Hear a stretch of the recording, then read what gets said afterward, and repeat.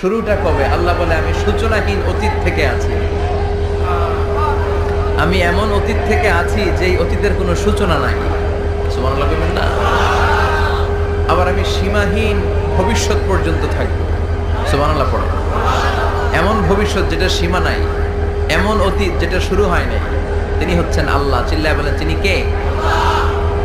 এজন্য আমরা বলি রাদিতু বিল্লাহি রাব্বা, রব হিসেবে আল্লাহ তোমারে পেয়ে